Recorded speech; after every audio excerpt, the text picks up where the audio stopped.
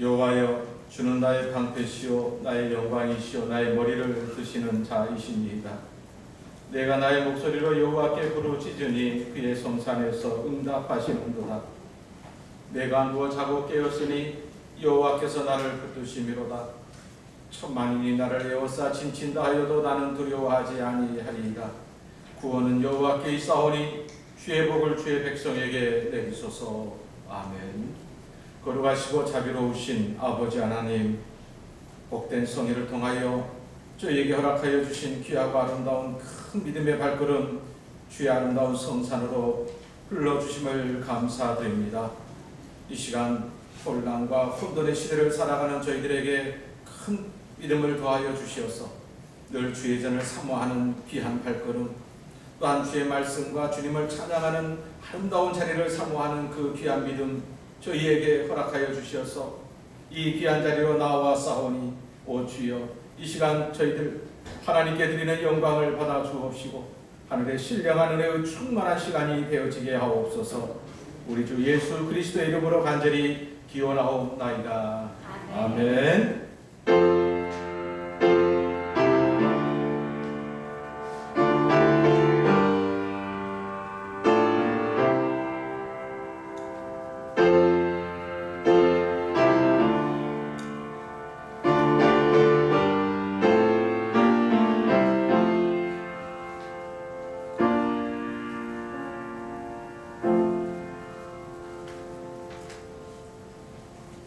찬송 13장 찬송 드립니다.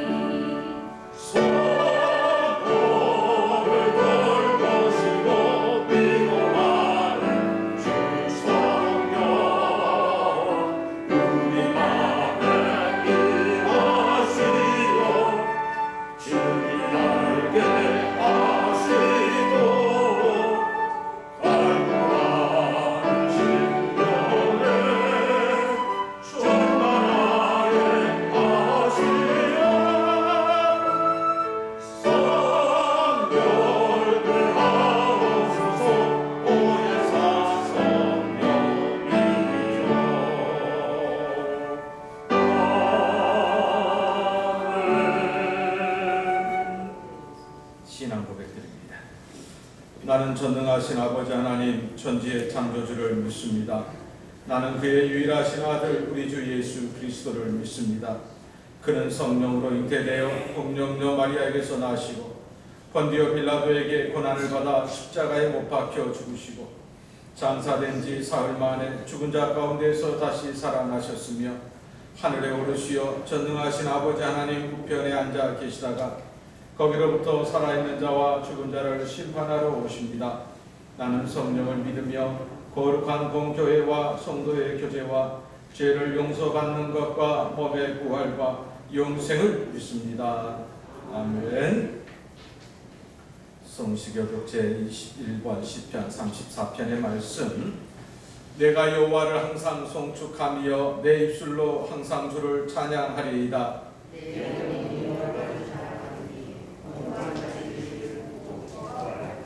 나와 함께 여호와를 강대하시다 하며 함께 그의 이름을 높이세. 내게 응답하시고 내 모든 두려움에서 나를 건지셨도다. 이 공고한 자가 부르짖음에 여호와께서 들으시고 그의 모든 환난에서 구원하셨도다. 여호와의 천사가 주를 경외하는 자를 불러 진치고 그들을 건지시는도다. 너희는 여호와의 선하심을 맛보아 알지어다. 그에게 피한 자는 복이 있도다. 여호와를 경외하라. 그를 경외하는 자에게는 부족함이 없으리로다. 젊은 사자는 궁핍하여 줄일지라도 여호와를 찾는 자는 모든 좋은 것에 부족함이 없으리로다. 아멘. 찬송 546장 드리겠습니다.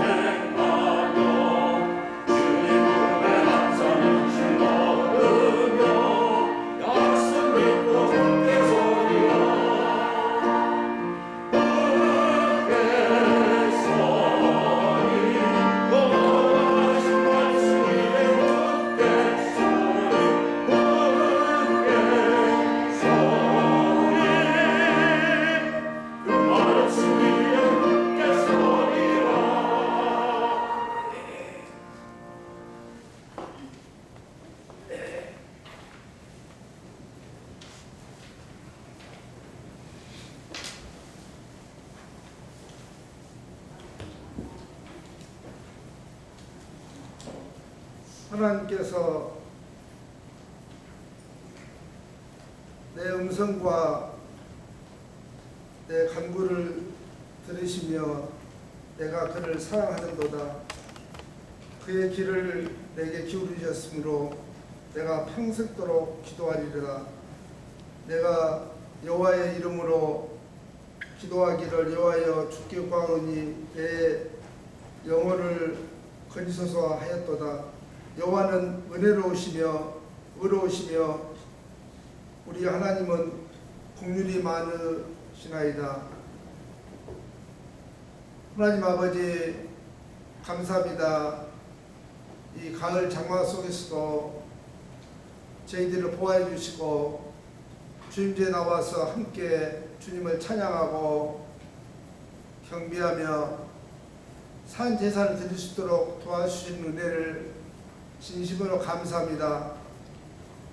하나님 아버지, 세상은 너무 어둡고 힘들고 또 여기저기서 많은 질병으로 인해서 고통받고 아우성치며 살려달라고 하나님 한치 앞을 내다볼 수 없는 어둠의 그런 세상에서 저희들을 보호해 주시며 세상을 이길 수 있는 힘을 주시기를 기도합니다. 하나님 아버지, 혼탁할수록 저희들이 주님의 은혜를 간구하며 아버지 허리띠를 띠고 정말로 좌로나 우로나 흩어지지 않으며 말씀과 기도로 무적하면서 굳건하게 십자가만 바라보고 나갈 수 있는 저희 성도들이 되게 하여 주시기를 기도합니다. 하나님 아버지, 공유를 베푸시는 하나님 아버지, 이 백성을 다시 한번 불쌍히 여겨주시고 다시 한번 겸손의 영을 불러넣어 주어서 정말로 하나님 없이는 살 수 없어요. 다시 한번 주님 앞에 간구하지 않고는 살 수 없어요. 이런 고백이 곳곳에서 흘러나올 수 있도록 도와주시며 회개의 심령을 불러넣어 주시기를 기도합니다. 하나님, 또 이 어려운 시기에 여러 가지 형편으로 인해서 힘들어하는 성도들이 있습니까? 육적으로 힘들어하는 성도들에게 하나님 아버지 은혜를 베푸사 치료하는 은혜를 부어주시며 영적으로 힘들어하는 많은 성도들에게 하나님을 잊지 않도록 감히 어둠에 탐못하도록 늘 보혈의 피로 씻어주시기를 기도합니다. 그래서 그 마음속에 세상에서 맛볼 수 없는 참 평안을 누릴 수 있도록 도와주시기를 기도합니다. 하나님, 오늘도 여러 가지 어려운 상황 속에서도 주의 이름으로 모이는 곳곳마다 주님의 영광이 드러날 수 있도록 도와주시기를 기도하며 오늘 말씀을 주시는 귀한 종님과 함께 해주시며 늘 성령의 두루마기를 입혀주셔서 하나님 그 말씀에 늘 생명의 말씀이 흘러나올 때 아멘으로 하나볼 수 있도록 도와주시며 또 한 주 동안 살아가는 데 있어서 귀한 이전과 될 수 있도록 주께서 함께 해주시기를 기도합니다. 주님을 찬양하고 경배합니다. 감사합니다. 예수 이름으로 기도했습니다. 아멘.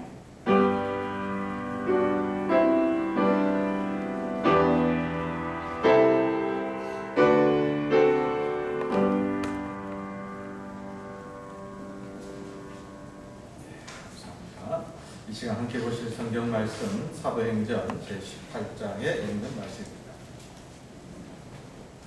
18장 1절로 11절까지의 말씀입니다.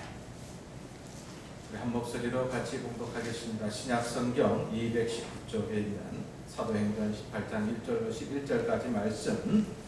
그 후에 바울이 아덴을 떠나 고린도에 이르러 아굴라라 하는 본도에서 난 유대인 사람을 만나니 글라우디오가 모든 유대인을 명하여 로마에서 떠나라 하므로 그가 그 안에 브리스길라와 함께 이달리아로부터 새로 온지라. 바울이 그들에게 가면 생업이 같으므로 함께 살며 일을 하니 그 생업은 천막을 만드는 것이더라. 안식일마다 바울이 회당에서 강론하고 유대인과 헬라인을 권면하니라. 실라와 디모데가 마게도냐로부터 내려오매 바울이 하나님의 말씀을 붙잡혀 유대인들에게 예수는 그리스도라 밝히 증언하니 그들이 대적하여 비방하거늘 바울이 옷을 털면서 이르되 너희 피가 너희 머리로 돌아갈 것이요 나는 깨끗하리니 이후에는 이방인에게로 가리라 하고 거기서 옮겨 하나님을 경외하는 디도 유스도라 하는 사람의 집에 들어가니 그 집은 해당 옆이라. 또 해당장 그리스도가 온 지방과 더불어 주를 믿으며 수많은 고린도 사람도 믿고 듣고 믿어 세례를 받더라. 밤에 주께서 환상 가운데 바울에게 말씀하시되 두려워하지 말며 침묵하지 말고 말하라. 내가 너와 함께 있음에 어떤 사람도 너를 대적하여 해롭게 할 자가 없을 것이니 이는 이 성 중에 내 백성이 많으니라 하시더라. 1년 6개월을 머물며 그들 가운데서 하나님의 말씀을 가르치니라. 아멘.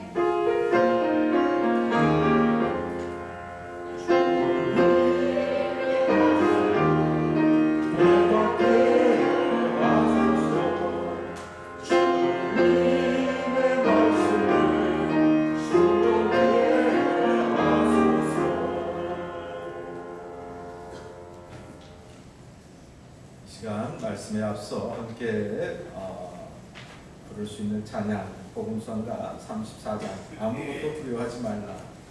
오늘 본문 가운데 18장 9절 10절 말씀 특별히 하나님께서 사도 바울에게 두려워하지 말며 침묵하지 말고 말하라. 그 상황이 얼마나 사울에게 힘든 환경 여건이었던지 하나님께서 친히 바로 사도 바울에게 이와 같이 말씀하셨습니다. 오늘 함께 드릴 찬양 아무것도 두려워하지 말라 찬양하겠습니다.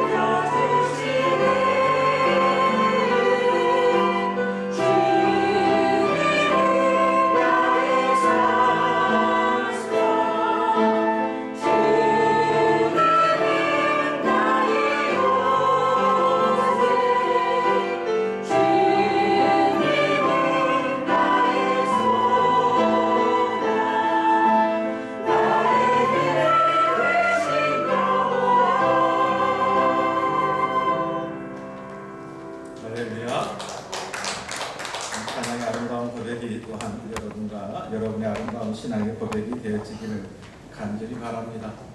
사도 바울의 선교의 아름다운 여정 가운데 하나님의 놀라운 전략적인 그런 계획 속에 사도 바울이 어느 한 지역에 바로 도달하게 됩니다.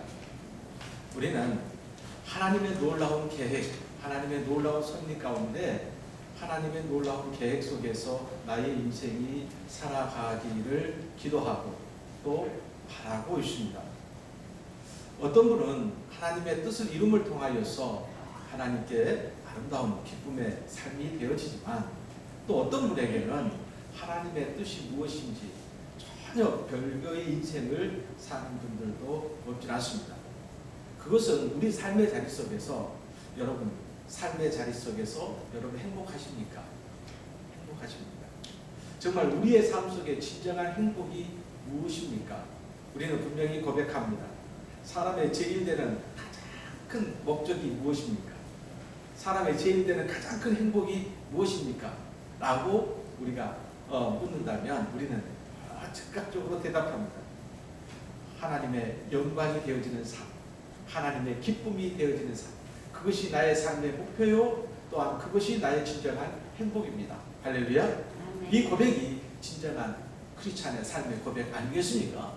그러기에 나의 인생이 하나님의 기쁨이 되어지기를 원합니다. 그 자리가 어떤 자리라 할지라도 설사 역경, 고난, 험난한 그러한 가시밭길과 같은 그런 좁은 길이라 할지라도 이 길이 하나님의 기쁨이 되어진 인생이라면 바로 그곳에서 우리는 기뻐할 수 있고 그곳에서 우리는 행복할 수 있고 그곳에서 우리는 만족할 수 있는 것 아니겠습니까? 바로 그렇습니다. 저는 여러분들의 삶의 자리 속에서 하나님의 기쁨이 되어지는 분명한 삶을 살으시기를 간절히 바랍니다. 그것이 내 인생의 최고의 기쁨이고 행복한 자리라는 사실을 우리는 기억해야 할 줄로 믿습니다. 오늘 말씀을 통해서 특별히 사도 바울은 이제 저 밑에 보면 저 위에 쪽에 보면 이 고린도라는 지역이 있고 그 다음 그 위에 아덴이라는 지역이 있습니다. 이 아테네라고 하죠. 아덴에서 사도 바울은 말 그대로 복음을 전할 때에 굉장히 아쉬운 그러한 여정을 보내게 됩니다. 아덴이라는 곳, 아테네라는 곳은 우리가 이렇게 지금까지 잘 알다시피 그곳 출신의 철학자들, 소크라테스라든가 또는 플라톤이라든가 아리스토텔레스라든가 바로 이런 유명한 철학자들의 그러한 지역 아니겠어요? 그래서 그런지 바로 철학의 도시, 문학의 도시, 어떻게 보면 인문학의 도시라고 해도 과언이 아니지요. 사도 바울이 이 아테네 시내를 한 바퀴 돌아보게 됩니다. 그런데 여기저기 수많은 대리석들이 세워져 있습니다.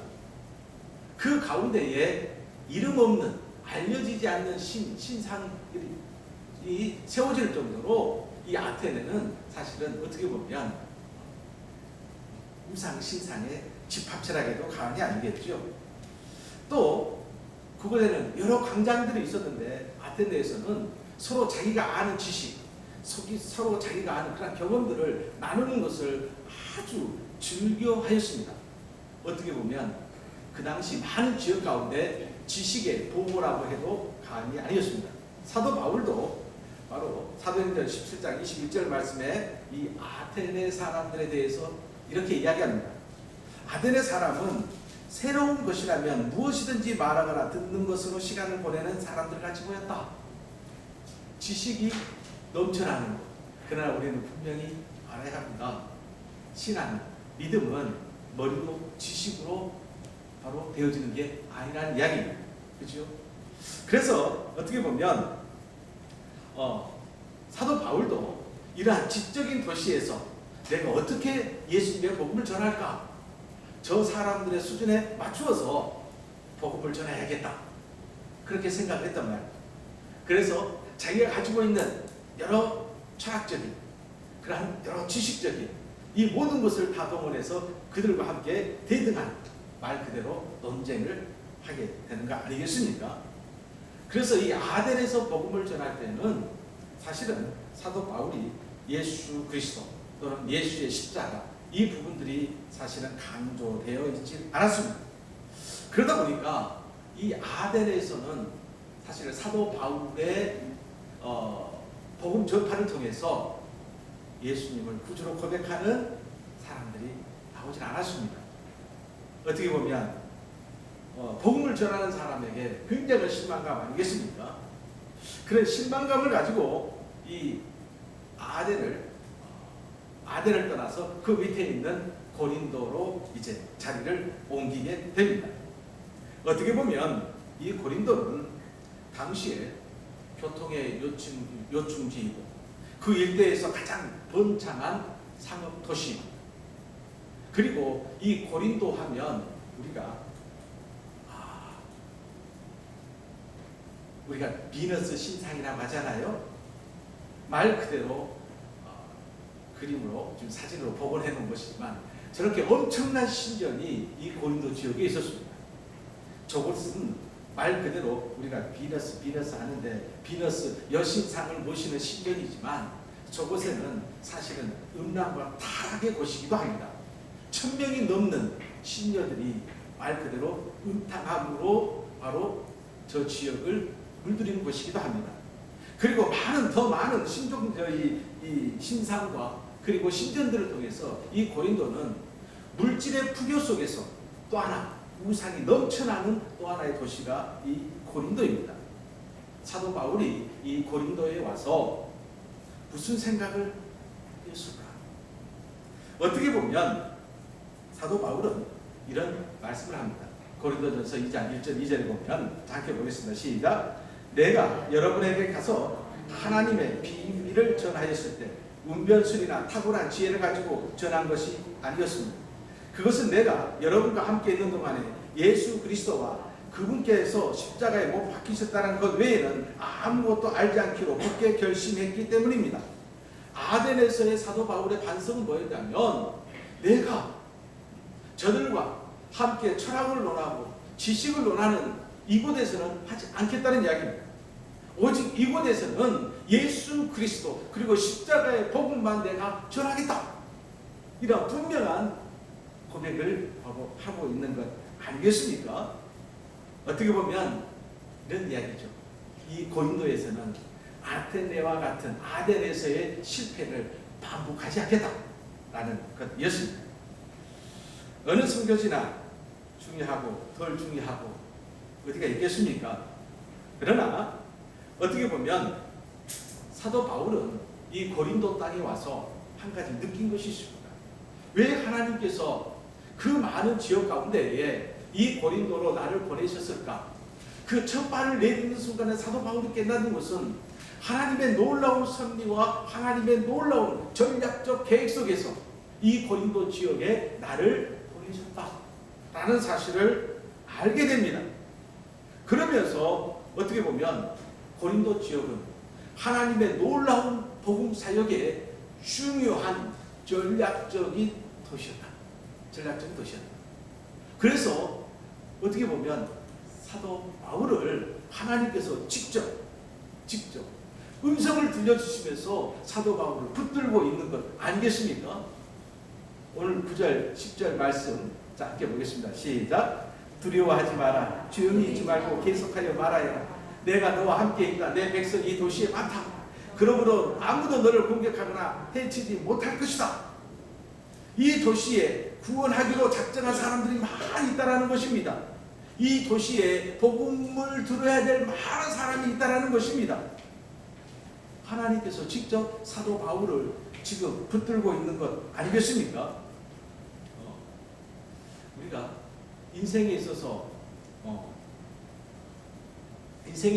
그렇지만 무슨 사업을 하는 데 있어서도 이 전략, 전술이라는 게 참 중요합니다. 어떻게 군사 용어지만 말이죠. 여러분 때에는 인생을 설계한다라는 이 말 자체가 연세 드신 분들은 없었습니다. 왜 그러냐면 새끼 해결하는 것부터 힘들었거든요. 지금처럼 여러분 자녀들처럼 자식들을 유치원에서부터 유아원에서부터 유아부터 유치원, 초등 이렇게 학원 보내고 막 체계적으로 교육하는 것 아마 상상도 할 수 없었습니다. 어떻게 보면 저희 때는 부모가 키운 게 아니라 우리가 알아서 컸다. 그 말이 틀린 말이 아니죠. 부모님들은 열심히 일을 할 수밖에 없는 현실, 다른 데 눈을 돌릴 수 없는 현실 아니겠습니까? 근데 요즘 젊은 사람들은 인생을 아주 체계적으로 그리고 또한 전략적으로 인생을 설계를 합니다. 노후까지 딱 정리합니다. 그렇잖아요? 어떻게 보면 저희 아버님 세대죠. 아버지 세대죠. 아버님 세대에 큰 병이 들면 안 돼. 왜 그런가? 왜 그러죠? 저희 때는 보통 저만 해도 복음이 3개, 4개 다 되어 있어요. 예. 어떤 병에 걸리더라도 취업이 걱정을 잘 안 해요. 근데 우리 부모님 세대는 큰 문제는 네. 그 당시에 보험을 들어놓은 부모들이 거의 없거든요. 예. 연금부터 시작해서 보험부터 시작해서 하나하나가 다 젊은 사람들은 일찌감치 준비를 합니다. 시간도 마찬가지고 인생의 설계도 마찬가지죠. 그렇죠? 우리가 때를 분별할 줄 아는 것, 그리고 그 때에 맞춰서 살아갈 수 있다는 것, 그것은 참 지혜일 것입니다. 예수님께서도 분명하게 요한복음에서도 그러지만 이 말씀을 많이 합니다. 아직 내 때가 아닙니다 라는 이야기를 합니다. 때를 안다. 오늘 지혜로운 사람에게 있어서 이 때를 안다라는 것은 참 중요합니다. 시간뿐만 아니라 우리가 이 세상에 나가서 말하고 행동하는 것 하나하나도 말 그대로 지혜로운 자처럼 우리가 행해야 할 줄로 믿습니다. 마태복음 10장 16절 말씀, 내가 너희를 보내는 것이 마치 늑대 무리 속으로 양을 보내는 것 같다. 그러므로 뭐처럼 지혜롭고 뱀처럼 지혜롭고 뭐처럼 순결하라? 비둘기처럼 순결하라. 이것은 우리 크리스찬들이 우리 삶의 자리 속에서 어떻게 살아야 하고 말하고 행동해야 할 것인가를 바로 이야기하고 있는 것 아니겠습니까? 바로 그렇습니다. 자, 우리가 오늘 말씀 속에서 이야기를 합니다. 분명하게 사도 바울은 이 고린도 지역에서도 분명한 많은 고난을 받을 것이라고 이야기를 합니다. 그럼에도 불구하고 복음을 전하는 것을 중단하지 말라. 왜? 이곳은 하나님의 특별한 계획 속에서 바로 이 지역이 성별되었다, 선택되었다는 것 아니겠습니까? 그러기에 너는 담대하게 말씀을 전하라. 너를 어떤 사람들도 너를 해치지 못할 것이라고 이야기를 합니다. 하나님은 그 어디에서도 이런 말씀을 하신 적이 없습니다. 그러면서 사도 바울은 왜 하나님께서 이곳에서 나를 하나님께서 이렇게 강하게 붙으실까? 사도 바울에게는 그러한 경험이 있습니다. 선교의 여정을 떠나면서 사도 바울은 그런 계획을 세우죠. 예루살렘에서 출발해서 이제 어디로 갈 것인가? 아시아로 가겠다. 지금 터키 지역이죠. 이 소아시아 지역으로 가겠다라고 계획을 세우죠. 그런데 하나님께서 환상을 보여주십니다. 누구를 보여주시냐면 마게도냐 사람을 보입니다. 마게도냐 사람은 바로 유럽 지역이라고 합니다. 이게 거기서 깨닫습니다. 선교의 여정을, 복음을 전하는 여정을 하나님의 인도하심 속에서 하나님의 인도하심에 순종해야 함을 분명히 알게 됩니다. 오늘 이곳에서 하나님께서는 사도 바울을 1년 6개월 정도를 바로 발을 묶어 놓습니다. 왜? 그만큼 말 그대로 이곳이 하나님의 특별한 섭리 가운데 있다라는 것 아니었겠습니까? 사도 바울이 고린도에 이곳에 오랫동안 머무는 것, 이것이 좋았다던가 이곳에서 환영을 받았다던가 전혀 그것이 아닙니다. 오늘 말씀에 보면 이렇게 되어 있습니다. 자, 6절 7절 한번 보겠습니다. 18장 6절 7절 성경에 보면 이렇게 돼요. 그들이 대적하여 비방하였다. 그런 말이 나옵니다. 그리고 12절에는 뭐가 나오냐면 갈리오가 아가야 총독되었을 때 유대인 일제 일어나 바울을 대적하여 어디로 데려갔다? 법정에 데려갔다. 어떻게 보면 6절에는 이렇게 나오죠. 이후에는 이방인에게로 가리라. 이 고린도에서도 대적하는 사람들이 많이 있었습니다. 그리고 그 대적의 크기, 사도 바울을 끌고 법정에 고소하여서 법정에 끌고 가기도 했습니다. 오래 머물고 싶겠습니까? 떠나고 싶겠습니까? 떠나고 싶잖아요. 그렇죠? 어떻게 보면 고린도 지역 역시 사도 바울에게도 힘든 도시였습니다. 이 도시에 하나님께서는 사도 바울을 붙잡으면서 이 도시에 복음을 들어야 될 사람이 많이 있다. 하나님의 놀라운 계획 속에 있음을 사도 바울에게 분명히 알리시는 것 아니겠습니까? 여러분, 이렇게 하나님께서 붙드신, 하나님께서 이 붙드심에 우리는 붙드심을 분명히 깨달을 수 있는 영적인 또한 영안 또한 우리에게 있어야 할 줄로 믿습니다. 목회를 하다 보면 그런 경우가 참 많이 있습니다. 우리가 세상을 살아가면서 경제적인 부분이 참 중요합니다. 어느 순간 하나님께서 그 경제적인 부분을 한순간에 싹 가져가 버립니다. 육신 또한 마찬가지입니다. 육신이 얼마나 건강하고 중요합니까? 세상 사람들 많은 재산들보다 뭐가 제일 중요하다고요? 건강이 중요하다고요. 그 건강도 한순간에 싹 가져가 버릴 때도 있습니다. 이게. 몸도 그리고 물질도 하나님이 다 가져가. 그러면서 나는 이제 망했다. 이렇게 이야기를 합니다. 아마 전에는 강주에서 돈이 제일 많은 곳이라면 아마 이 충장로였을 것입니다. 땅값도 제일 비싸죠? 지금은 모르겠습니다. 그곳에 우리 기장교회, 부들교회도 있지만요. 그곳에 건물을 몇 채 가지신 집사님, 그죠? 한순간에 다 잃고 미국으로 도망 도망을 갔어요. 나중에는 그것이 복이었습니다. 그것이 은혜였습니다라고 고백을 합니다. 왜? 진짜 하나님을 만났거든요. 어디에서? 미국에서. 다 잃고 하나님을 만났습니다. 그 모든 것을 다 잃는다도 하나님 얻는 것으로 하나님 만나는 것으로 감사할 수 있는 것. 그죠? 어쩌면 우리의 인생의 여정 속에서도 그러한 경험들을 다 한번은 다 하셨을 것입니다. 우리 인생의 가장 큰 은혜, 많은 물질, 건강, 그것보다도 내가 하나님과 함께 하나님께 기도할 수 있고 하나님의 말씀을 묵상할 수 있고 하나님을 찬양할 수 있는 그 자리, 나에게 가장 큰 복이요 은혜의 삶임을 분명히 고백할 수 있기를 간절히 바랍니다. 여러분, 많은 사람들이 그 모든 것을 잃고 하나님께로 돌아왔을 때에 그 고백을 들어보십시오. 물질의 풍요가 복이 아니라 오히려 물질의 빈곤 속에서 하나님을 찬양하는 것이, 하나님을 만나는 것이 복이었다라고 말하고 있지 않습니까? 바로 그렇습니다. 하나님이 가장 기뻐하시는 일, 바로 우리는 알아야 할 줄로 믿습니다. 이 도시에 나의 백성들이 많다고 하시면서 하나님께서 사도 바울을 붙드셨습니다. 빌립보서 2장 3절 말씀, 중요한 말씀 함께 보겠습니다. 시작. 왜냐하면 하나님께서는 하나님을 기쁘시게 하는 일을 성취하도록 소원과 능력을 주시며 당신 안에서 일하고 계시기 때문입니다.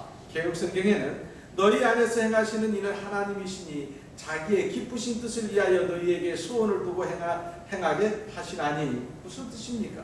하나님은 우리가 하나님께서 기뻐하시는 일을 이룰 수 있도록 우리를 이끌어 가신다는 이야기입니다. 하나님께서 우리에게 소원과 능력을 주심을 통해서 하나님의 기쁘신 일을 할 수 있도록 우리를 이끌어 가신다는 것 아니겠습니까?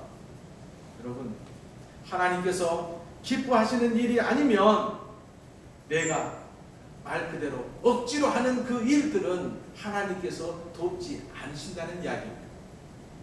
여러분, 우리가 이런 기도를 합니다.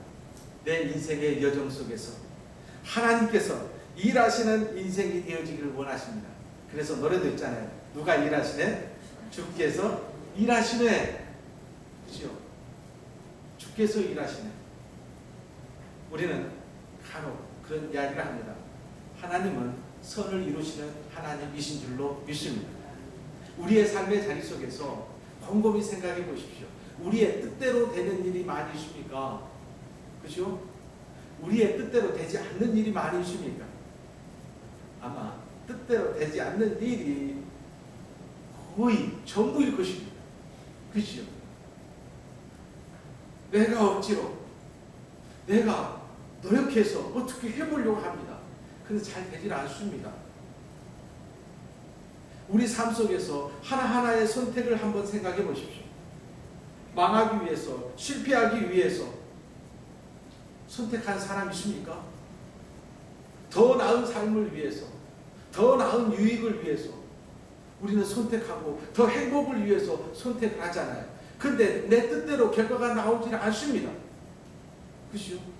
그럼 우리 분명하게 성경은, 하나님께서는 성경을 통해서 뭐라고 이야기하십니까?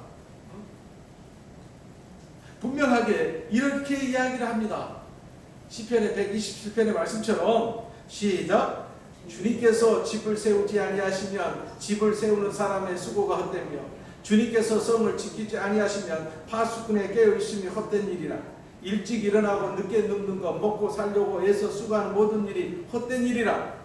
곧 하나님께서 도와주시는 인생이어야말로 우리의 인생에 참 선한 역사, 우리의 결과 속에서 정말 진정한 행복한 결과를 얻을 수 있다는 것 아니겠습니까? 하나님의 기쁨이 곧 우리에게는 진정한 행복이고 진정한 만족한 삶이 되어지는 줄로 믿습니다. 말 그대로 하나님께서 소원과 능력을 주셔야 하나님의 기쁨의 삶이 되어지고 곧 우리의 삶 속에서 참 기쁨의 삶이 되어지는 줄로 믿습니다. 바로 고린도가 하나님의 전략적인 도심을 알고 말 그대로 고린도 사역에 전념했을 때 하나님께서 아까 뭐라고 했어요? 소원과 능력을 주신다고 그랬잖아요. 하나님의 기쁘신 일에 내가 총력을 하면 하나님께서 소원과 능력을 통해서 그 일을 이루게 하여 주신다. 여러분 믿습니까? 그래서 우리의 삶 속에서 나를 위한, 나의 기쁨을 위한 삶이 그 이전에 하나님의 기쁨의 일이 먼저라는 사실을 알고 이 일을 통해서 정말 하나님이 기뻐하시는가를 먼저 우리는 기도해야 할 줄로 믿습니다.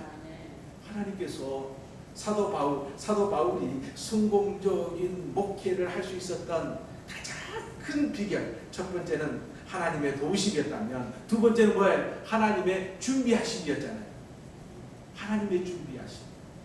사도 바울이 한 게 아니에요.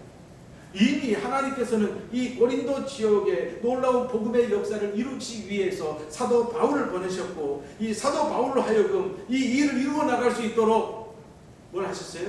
준비를 하고 계셨어요. 누구를? 주의 또 다른 일꾼들을 준비하고 계셨어요. 합력할 수 있도록. 야, 우리 하나님은 어떤 분이신가? 합력하여 선을 이루신 분이신 줄로 믿습니다. 그래서 제가 늘 그런 이야기 하잖아요. 교회라는 것은 어떤 곳이냐? 신앙의 여정 속에서 교회라는 것은 어떤 곳이냐? 한 사람이 10발자국 가는 것이 아니라 10사람이 한 발자국 가는 것이 교회이다. 교회는 성과를 내는 것이 아니라 교회는 합력하는 것을 보이는 것이라. 믿습니까? 그렇습니다. 자, 하나님께서는 고린도의 한 가정, 한 부부를 준비하고 계셨습니다. 그 부부가 브리스길라와 아굴라입니다. 어떻게 보면 브리스길라와 아굴라 부부는 자, 이 부부 이름 가지고도 우리나라는 남자 이름을 먼저 말합니까? 여자 이름을 먼저 말합니까? 남자 이름을 말합니다. 근데 성경에서도 대부분 남자 이름이 먼저 나와요. 근데 유독 브리스길라와 아굴라 이야기할 때는 꼭 누구 이름이 먼저 나와요? 여자의 이름이 먼저 나와요. 예. 그래서 어떤 분은 목사님, 이름 좀 바꿉시다. 여자로 해놓으면 또 여자들은 아니요 성경대로 합시다 그러는데 아무튼 이 부부가 하나님의 예비하신 가운데 있었습니다. 직업도 같을 뿐만 아니라 사도 바울을 위하여 어떤 존재였는가? 하나님의 예비하신 가운데 있는 이 부부는 사도 바울에게 어떤 존재였는가? 시작! 그들은 생명의 위험을 무릅쓰고 내 목숨을 구해준 사람들입니다. 하나님께서 예비하신 사람이 이 부부였습니다. 바울이 말하는 이 부부에 대한 생명을 나누는 동역자를 하나님께서 예비하여 주십니다. 그리고 그 뒤로는 디모데와 실라가 고린도 사역의 오늘 5절 말씀에 동참하게 됩니다. 그리고 그 다음에는 아볼로라는 사람을 또한 보내주십니다. 자, 어떻게 보면 하나님께서는 이 고린도 지역에 이 지역이 얼마나 귀중한 지역인가를 알게 해주셨죠. 사도 바울, 브리스길라, 아굴라, 디모데와 실라, 그리고 아볼로까지 이 모든 사람이 합심하여서 이곳에 선교 사역을 감당하게 됩니다. 자, 그렇습니다. 마침내 우리가 잘 알듯이 사도 바울이 아볼로에 대해서 이야기를 많이 하죠. 서로 합력하는 관계였음을 분명히 이야기합니다. 나는 씨앗을 심었고 아볼로는 물을 주었으니 자라게 하시는 분은 누구이시라? 하나님이시라.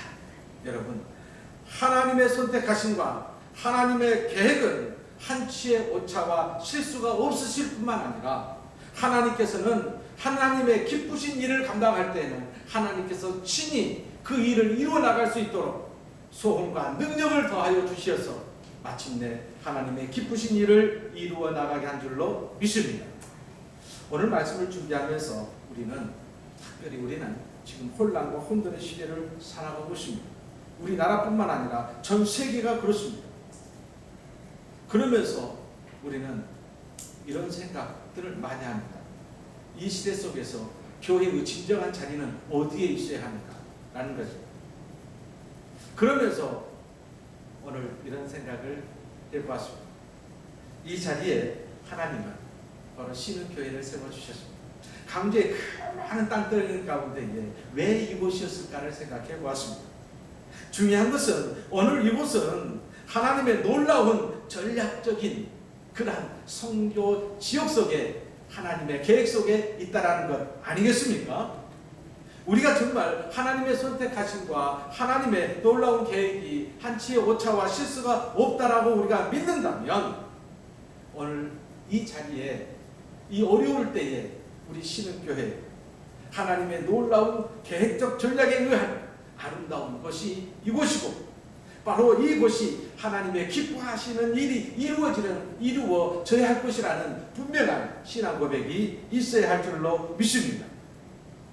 자, 아까 고린도 지역을 이야기하면서 고린도 지역은 상업의 도시였습니다. 물질의 풍요함이 넘치는 곳입니다.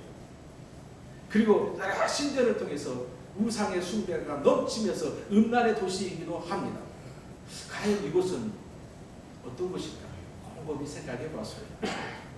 대학가 옆에 젊은 청년들도 많이 있습니다. 또한 이달의 본거지도 또한 있습니다. 그렇죠? 과연 이곳에서 단순히 우리가 모이고 흩어지는 것에만 우리가 집중을 한다면 다른 어떤 교회와 다른 바가 있겠는가? 우리가 정말 하나님의 전략적 계획 속에서 이 신흥의 교회가 이곳에 세워졌다라고 믿는다면 우리는 이제 이 코로나를 통해서 다시 한번 하나님의 놀라운 계획, 하나님의 놀라운 섭리 속에 세워진 이 전략적인 이 신흥교회, 우리는 기도 가운데서 분명한 차이를 우리는 찾아야 할 줄로 믿습니다. 하나님께서 그리신 큰 그림을 볼 수 있는 우리 모든 성도들이 되었으면 합니다. 하나님께서